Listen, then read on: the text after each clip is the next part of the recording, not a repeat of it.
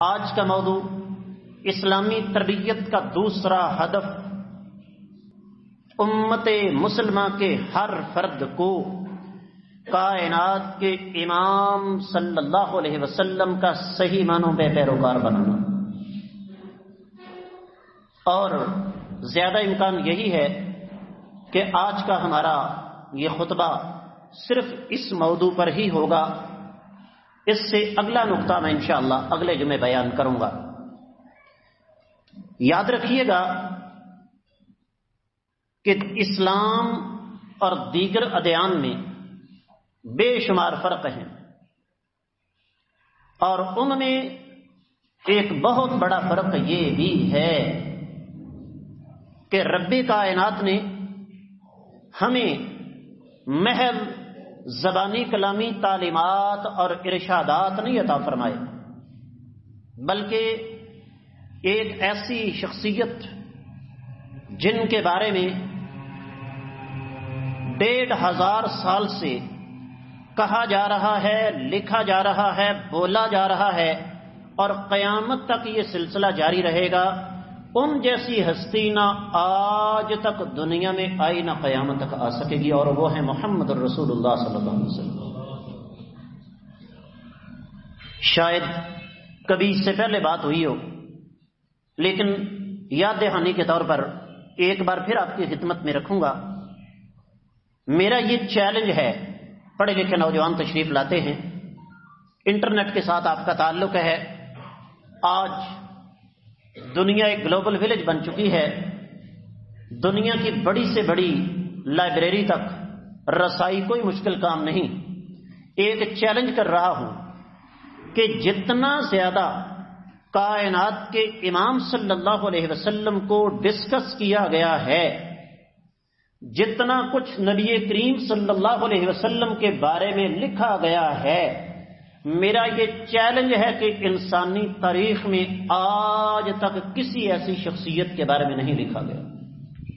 ایک مثال چھوٹی سی، مسلمان کو تو پتہ ہی نہیں نا۔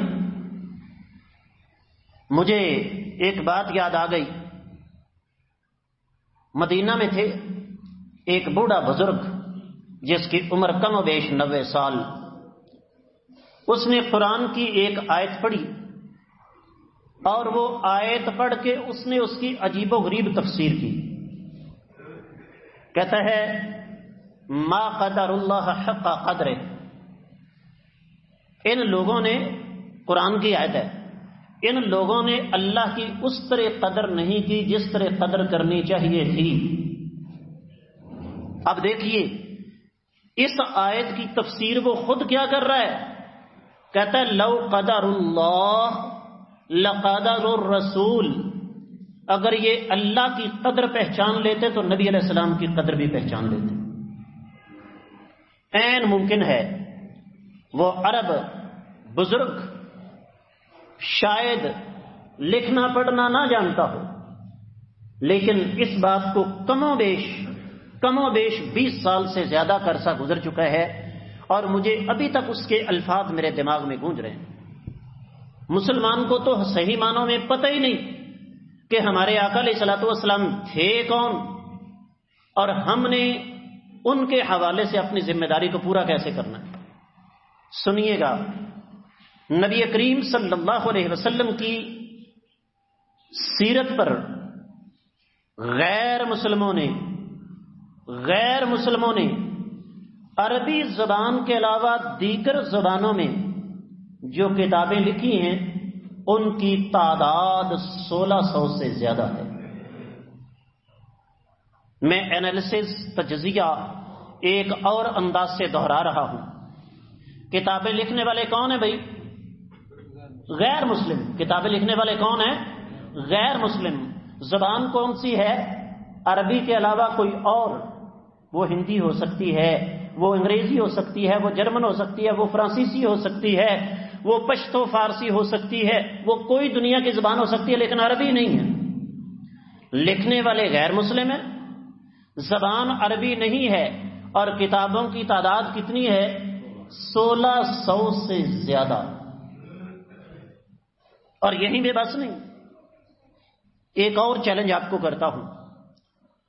دنیا کے بڑے بڑے ادارے جہاں پر انسانی تاریخ کی عظیم ترین شخصیات کے نام لکھے ہوئے ہیں، دنیا کے بڑے بڑے ادارے جو غیر مسلموں کے پاس ہیں، مسلمانوں کے پاس نہیں، وہ ادارے جو غیر مسلموں نے بنائے، اور ان اداروں میں انہوں نے معلومات کے طور پر دنیا کی عظیم ترین 100 200 ہزار شخصیات کے نام لکھے ہوئے ہیں، اور ان میں سب سے اوپر نام کس کا لکھا ہوا ہے؟ محمد الرسول اللہ صلی اللہ علیہ وسلم.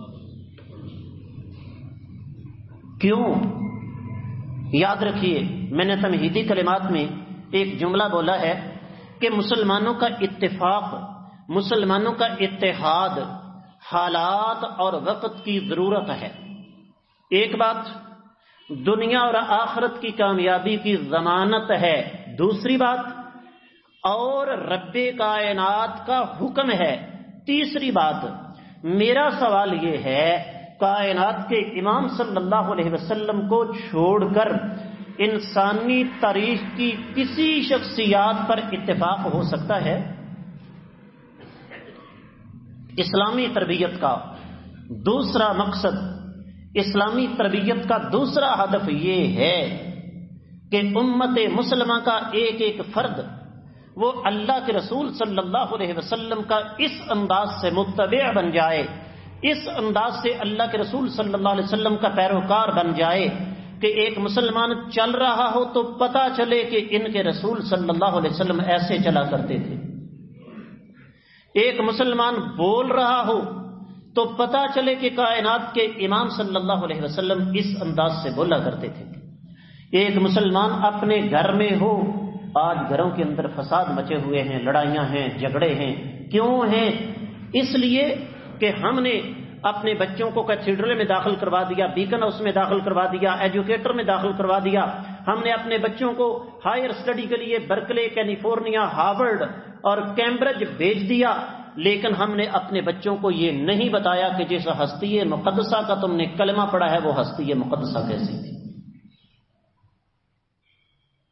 آج ہم نے پورا جمعہ صرف اس موضوع پر بات کرنی ہے.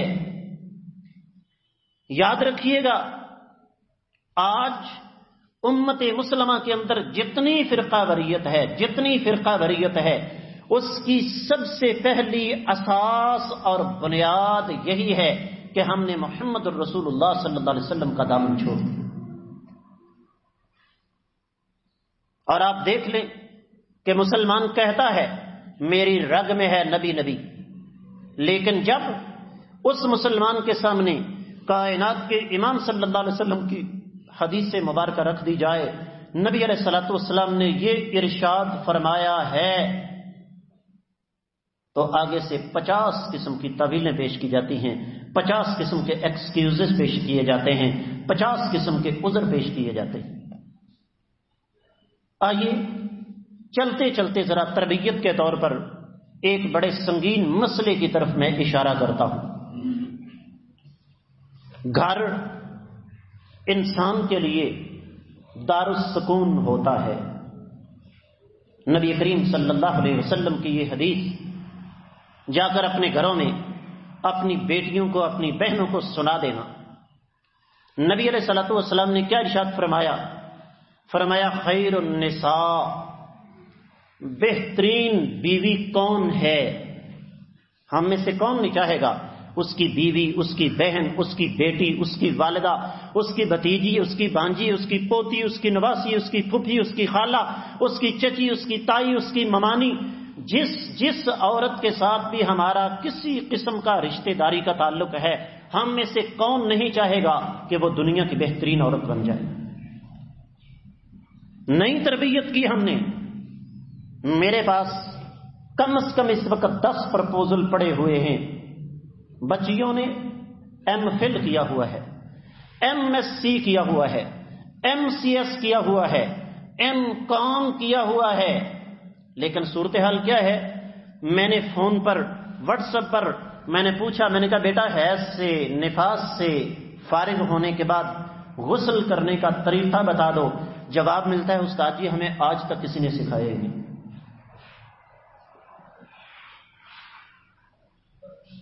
دونوں طرف کی بات کروں گا، یک طرفہ بات کبھی نہیں کرتا۔ نبی علیہ الصلوۃ والسلام نے فرمایا خیر النساء، بہترین بیوی کون سی ہے؟ فرمایا اذا رأیتہا سرتک، یہ اپنی بیٹیوں کو تربیت دینی ہے کہ بیٹا یہ نہیں ہے کہ شادی پر جاتے ہوئے، شادی تو دور کی بات ہے، آج کل تو فوتگی پر جاتے ہوئے بھی میت پر جاتے ہوئے میک اپ ہوتا ہے۔ میں اپنے قریبی عزیزوں کو جانتا ہوں، فوتگی ہو گئی اور قریب ہی فوتگی تھی، میں نام نہیں لینا چاہتا، زیادہ فاصلہ نہیں تھا، یہاں سے ٹوٹل 5 منٹ کی ڈرائیو تھی۔ تو میں نے اپنے عزیزوں میں فون کیا، میں نے کہا 1 گھنٹے کے بعد جنازہ ہے۔ خواتین نے کہا جی ہم نہیں جا سکتی۔ میں نے کہا کیوں؟ تو سانو تیاری کا ٹائم نہیں دیتا۔ میں نے کہا آپ لوگوں نے کیا کرنا ہے؟ ہم نے بلیچ کرنی ہے، ہم نے ویکسنگ کرنی ہے، ہم نے میک اپ کرنا ہے، ہم نے کپڑے استری کرنے ہیں، ہم نے ہو سکتا ہے ہم نے کپڑوں کو مایاں لگانی ہو۔ اور یہی مسلمان آج کی عورت جس کو گھر سے نبی کریم صلی اللہ علیہ وسلم کی سیرت کے مطابق تربیت نہیں ملی ہے، یہی مسلمان عورت اپنے شوہر کے لیے اپنا منہ تک دھونے کے لیے تیار نہیں ہے۔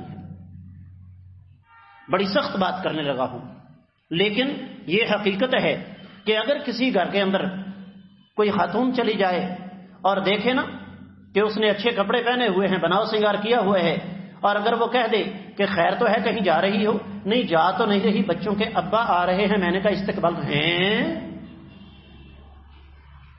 یعنی جو کام نبی علیہ الصلوۃ والسلام نے سکھایا وہ آج حیرت کا باعث ہے۔ اور اگر کوئی عورت کسی فوتگی پر سادگی کے ساتھ چلی جائے تو سارے اس کی طرف یوں دیکھتی ہیں خواتین جس طرح یہ کوئی عجوبہ ہے۔ کیوں؟ یہ ہے اصل میں اسلامی تربیت کا مقصد۔ نبی علیہ الصلوۃ والسلام نے ارشاد فرمایا بہترین عورت وہ ہے، بہترین بیوی وہ ہے جس کو تم دیکھو تو تمہارا دل خوش ہو جائے۔ اس کا مطلب کیا ہوا کہ ایک مسلمان بیوی کو اپنے شوہر کے سامنے اس روپ میں آنا چاہیے جس روپ میں دیکھ کر اس کے شوہر کا دل خوش ہو جائے۔ اور یہ آج کل کی نئی نسل کے لیے تو باتیں نہیں ہیں نا، لیکن حقیقت ہے ہم چھوٹے چھوٹے ہوتے تھے یہ باتیں سنتے تھے، اور اس وقت باتیں وہ ذہن میں گونجتی ہیں کہ یہ باتیں اصل میں قرآن و سنت سے لی گئیں۔ پرانی ہماری خواتین انگوٹھا لگاتی تھی، جاہل تھی، لیکن اللہ کی قسم آج کی ماڈریٹ عورت سے بہت بہتر تھی۔ کیا کہا جاتا ہے؟ سنو، یہ جو الفاظ میں نے حدیث کے بولے ہیں کہ خیر النساء اذا رأیتہا سرتک، جس کو تم دیکھو، تمہاری بیوی کو دیکھو تمہارا دل خوش ہو جائے، وَإِذَا أَمَرْتَهَا طَاعَتْكَ، جب تم اس کو حکم دو تمہاری بات کو مانے، وَإِذَا غِبْتَ عَنْهَا حَافِظَتْكَ مَالَكَ وَعِرْضَهَا، جب تم گھر سے چلے جاؤ تو تمہارے مال کی اور اپنی عزت کی حفاظت کرے۔ یہ میرے آقا علیہ الصلوۃ والسلام کا فرمان دنیا کی بہترین عورت کے بارے میں۔ اب غور کیجئے، کیا اس حدیث کے مطابق ہمارے گھروں کا ماحول ہے، ہمارے گھروں کا سسٹم ہے؟ یقینی طور پر نہیں، اس لیے کہ ہم نے اپنے بچوں کو سب کچھ سکھایا، لیکن اسلامی تربیت کا جو بنیادی ہدف تھا صحیح عقیدے کے بعد کائنات کے امام صلی اللہ علیہ وسلم کے فرامین کی روشنی میں اپنی زندگی گزارنا، یہ ہم نے نہیں سکھایا۔ اور یہ تو ایک طرف کی بات ہے نا، دوسری طرف آ جائیے، اپنے بچوں کو چھوٹی عمر میں یہ بات سکھانے کی ضرورت ہے۔ سب سے پہلے خود نمونہ بننا ہے۔ ہمارے بچے وہ نہیں کرتے جو ہم کہتے ہیں، ہمارے بچے وہ کرتے ہیں جو ہم کرتے ہیں۔ میں اگر سگریٹ پیتا ہوں میں اپنے بچے کو نہیں روک سکتا، اگر میں 5 وقت کی نماز نہیں پڑھتا میں ڈنڈے مار مار کے بچے کی ہڈیاں توڑ دوں گا، اس کو نمازی نہیں بنا سکتا۔ اگر میں نے کبھی قرآن کی تلاوت نہیں کی، خود قرآن کھول کر میں نے پڑھا نہیں، میں اپنے بچے کو کبھی قرآن کا قاری نہیں بنا سکتا۔ اللہ کے رسول صلی اللہ علیہ وسلم کی حدیث سنیے، ہمارے ہاں جو شخص اپنی بیوی کے ساتھ اچھا سلوک کرے اسے رن مرید کہا جاتا ہے۔ لیکن یہ کیوں کہا جاتا ہے؟ اس لیے کہ ہماری اسلامی تربیت نہیں ہوئی، نبی علیہ السلام کی سنت کے مطابق ہماری تربیت نہیں ہوئی ہے۔ نبی علیہ الصلوۃ والسلام نے فرمایا خیرکم، مردوں کو مخاطب کیا، فرمایا سنو، دنیا تم میں سے سب سے بہترین مرد کون ہے؟ کون نہیں چاہتا؟ کیوں بھائی؟ ہم میں سے کوئی بندہ ایسا ہے جو کہے کہ میں دنیا کا بہترین مرد نہیں بننا چاہتا؟ سبھی چاہتے ہیں نا. فرمایا سنو، خیرکم، تم میں سے بہترین مرد وہ ہے خیرکم لأہلہ، جو اپنے بیوی بچوں کے حق میں بہتر ہو. کتنا بہتر ہو یہ بھی سن لیجئے. ایک معیار آپ کو دے رہا ہوں، اور یہ جو کچھ میں کہہ رہا ہوں یہ ہم میں سے ہر ایک کی کہانی ہے، ہم میں سے ہر ایک کا یہ مسئلہ ہے. بہترین مرد وہ ہے جس کی بیوی اس بات کی تمنا کرے کہ جس طرح کا مجھے شوہر ملا ہے اسی طرح کا شوہر میری بیٹیوں کو بھی ملے. کوئی باہر کی بات تو نہیں کر رہا جی؟ کیا خیال ہے؟ کوئی ایسی بات تو نہیں میں نے کی کہ جناب مریخ سے جناب کوئی چیز اٹھا کر لاؤ یا امریکہ سے کوئی چیز لے کر آؤ. اور یہ کیسے ہوگا؟ جب میں اور آپ اپنے آپ کو اللہ کے رسول صلی اللہ علیہ وسلم کی زندگی کے قالب کے اندر ڈالیں گے. اب میں ایمانداری کی بات ہے، یہاں ہاتھ کھڑا کرواؤں نا تو زیادہ سے زیادہ 5-10 میرے بھائی ہاتھ کھڑا کریں گے، میں نہیں کرواؤں گا. نبی علیہ الصلوۃ والسلام کی تعلیم یہ ہے کہ جب گھر میں جاؤ تو سب سے پہلے کیا کرو؟ بولو. سب جانتے ہیں نا کتنا کرتے ہیں ہم لوگ. اور یہیں پہ بس نہیں، میرے آقا علیہ الصلوۃ والسلام کی زندگی کا ایک ایک لمحہ قیمتی ہے یا نہیں بھائیوں؟ اس میں کسی کو شبہ تو کوئی نہیں. بھائیوں سے گزارش ہے تھوڑے تھوڑے آگے ہو جائیں. ایک تو موسم کی شدت ہے، اکٹھے مل کر بیٹھیں گے تو انشاءاللہ ذرا سردی کی شدت بھی کم ہو جائے گی. اپنی جگہ بیٹھے بیٹھے کم از کم 2-2 فٹ آگے ہو جائیں، بہت جگہ خالی آگے، پیچھے آنے والوں کو مشکل پیش نہ آئے. توجہ کے ساتھ بات کو سنیے گا. میرے آقا علیہ الصلوۃ والسلام جب سفر پر نکلتے ہیں تو اپنی بیویوں کے درمیان قرآن اندازی کرتے ہیں. جس بیوی کا نام نکلتا ہے اس کو ساتھ لے کر چلتے ہیں. سب سے زیادہ پیار سیدہ خدیجہ کے بعد نبی علیہ الصلوۃ والسلام کو سیدہ عائشہ کے ساتھ ہے. ہم تو ساتھ بٹھا کے کھانا نہیں نہ کھا سکتے. ہم نے کیا کھانا ہے، ہمارے بڑے نہیں کھانے دیتے. میرے پاس کیس آیا 2014 کی بات ہے، میرے ذاتی دوست ہیں، اللہ تعالیٰ ان کی عمر دراز فرمائے، بڑی دین سے محبت کرنے والے ہیں. مجھے کہنے لگے استاد جی میری دھی دا نکاح تساں پڑھایا 2 سال ویاہ نو ہو گئے نے، ہجے تک میری دھی دی سس نے میرے جوائی نو بیٹی نال بیٹھ کے کھانا کھان دی اجازت نہیں دیتی. کیوں؟ ٹھیک ہے، نبی علیہ السلام کی سیرت کی بنیاد پر، آقا علیہ السلام کی سنت کی بنیاد پر بچوں کی تربیت نہ کرو، یہی حال ہوگا. وہ جو بوڑھی ہماری بہن ہے اس کو اس کے والدین کے گھر سے یہ تربیت نہیں ملی ہے. اور میرے آقا علیہ السلام کی تعلیم کیا ہے؟ دودھ کا پیالہ آتا ہے. توجہ سن رہے ہیں نا بھائی؟ توجہ ہے، دودھ کا پیالہ آتا ہے. سیدہ عائشہ فرماتی ہیں آقا آپ پیئیں. فرمایا نا پہلے تم پیو گی. کہا یہ ادب کے خلاف ہے. فرمایا حکم ادب سے اونچا ہوتا ہے. میری امی نے وہ پیالہ منہ کو لگایا، پینے لگی. فرمایا سارا ہی پی جو گی یا میرا بھی حصہ رکھو گی؟ سیدہ عائشہ فرماتی ہیں میں نے تھوڑا سا بچا کے نبی علیہ السلام کو دیا. نبی علیہ السلام نے عین اس جگہ پہ منہ رکھا جہاں میں نے منہ رکھ کے دودھ پیا تھا. کیا یہ تربیت ہم نے بچوں کی؟ عرض یہ کر رہا ہوں اللہ کے رسول صلی اللہ علیہ وسلم سفر پر نکلے، ٹاس کیا. میری اور آپ کی ماں سیدہ عائشہ رضی اللہ تعالیٰ عنہ کے نام قرآن نکلا. سیدہ عائشہ رضی اللہ تعالیٰ عنہ سفر میں ساتھ ہیں. رات کا وقت ہے، چاندنی رات ہے. میرے آقا علیہ السلام صحابہ کرام سے کہتے ہیں آگے چلے جاؤ. آقا کیوں؟ فرمایا یہ کیوں نہ پوچھو، بس تمہیں میں نے کہہ دیا کہ آگے چلے جاؤ، میری بیوی کے ساتھ مجھے اکیلا چھوڑ دو. صحابہ اکرام کافی آگے نکل گئے. فرمایا عائشہ فلاں جگہ پر ایک نشان ہے، تم جوان ہو، میری عمر 50 سال سے زیادہ ہو چکی ہے. ایسا کرتے ہیں کہ دونوں میاں بیوی دوڑ لگاتے ہیں، کون وہاں تک پہلے پہنچتا ہے. آج کے دور میں یہ باتیں بڑی عجیب و غریب معلوم ہوتی ہیں. کیوں؟ بات وہی جہاں سے بات شروع کی تھی کہ اسلامی تربیت کا مقصد امت مسلمہ کے ایک ایک فرد کو نبی کریم صلی اللہ علیہ وسلم کی سیرت کے قالب میں ڈھالنا. سیدہ عائشہ رضی اللہ تعالیٰ نے فرماتی ہیں دوڑ لگائی، میں آگے نکل گئی. کچھ عرصے کے بعد دوبارہ یہی معاملہ پیش آیا، پھر قرہ میرے نام نکلا۔ سفر کے دوران میں آقا علیہ السلام کے ساتھ ہوں، نبی کریم صلی اللہ علیہ وسلم نے فرمایا صحابہ کرام سے نکل جاؤ آگے۔ صحابہ کرام نکل گئے، فرمایا عائشہ فلاں جگہ پر ایک نشان ہے، پتہ چل جائے آج کائنات کا امام جیتتا ہے تو ان کی بیوی جیتتی ہے۔ فرماتی ہیں دوڑ لگی، میرا جسم تھوڑا سا بھاری ہو چکا تھا، مدینہ کی خوراکیں کھا کے، اس دفعہ آقا علیہ الصلوۃ والسلام آگے نکل گئے۔ نبی کریم صلی اللہ علیہ وسلم نے فرمایا عائشہ آج میں نے اپنا بدلہ لے لیا ہے۔ اپنی ایمانداری سے بتائیے آج یہ باتیں اجنبی معلوم نہیں ہوتی؟ کیوں؟ اس لیے کہ ہماری تربیت نہیں ہوئی ہے سنت کے مطابق۔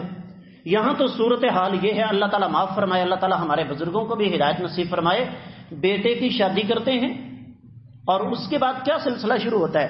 میں اس چیز کو غلط نہیں سمجھتا کہ بھئی ٹھیک ہے، میرے اگر کسی ماموں زاد، خالہ زاد، تایا زاد، پھوپھی زاد کی کسی عزیز رشتہ دار کی شادی ہوئی ہے، کوئی بیٹا ہے ہمارا یا ان کے بیٹے کی آگے شادی ہوئی ہے، میں کہتا ہوں بیٹا آپ اپنی بیوی سمیت آؤ، آپ نے میرے گھر میں کھانا کھانا، میں آپ کو دعوت دیتا ہوں۔ اتنا خطرہ، اتنا خوف، بوڑھی اماں ساتھ آ رہی ہے، میرے نو پتر نو کتنے گمراہ نہ کر دیں۔ کیوں؟ کیا آپ کو اپنے بچوں پر اتنا بھی اعتماد نہیں؟ اور آخری بات عرض کر کے اجازت چاہوں گا، ارادہ یہ تھا کہ آج اس موضوع کو مکمل کروں، لیکن اس حوالے سے 2-4 باتیں اور ہیں، وہ انشاءاللہ اگلے خطبہ جمعۃ المبارک میں عرض کروں گا۔ یہ بات یاد رکھیے، اگر میں اور آپ اپنی آنے والی نسلوں کو تباہی اور بربادی سے بچانا چاہتے ہیں، اللہ کی قسم اٹھا کے کہتا ہوں، اللہ کی قسم اٹھا کے کہتا ہوں، ممبر رسول پر کھڑا ہوں، جب تک ان کے دل و دماغ میں عقیدہ توحید کے بعد کائنات کے امام صلی اللہ علیہ وسلم کی سنت کی پیروی کا تصور پختہ نہیں کیا جائے گا، اس بات کو بھول جاؤ کہ آنے والی نسلیں ہمارے لیے صدقہ جاریہ ثابت ہوں گی۔ نبی کریم صلی اللہ علیہ وسلم کی حدیث سن لو، فرمایا انسان مر جاتا ہے، اس کا عمل منقطع ہو جاتا ہے، 3 چیزیں باقی رہ جاتی ہیں۔ پہلی فرمایا صدقہ جاریہ، خود کر گیا یا مرنے والا اس کی طرف سے اس نے کیا، مرنے والے نے خود کیا یا بعد والے نے اس کی طرف سے کر دیا۔ دوسری چیز فرمایا ایسا علم جس سے لوگ فائدہ اٹھاتے رہیں، کتاب لکھ گیا، دروس کا سلسلہ چھوڑ گیا، کوئی ادارہ بنا گیا۔ اور تیسری چیز فرمایا نیک اولاد جو والدین کے لیے دعا کرتی رہے۔ اور دعا کون کرے گا؟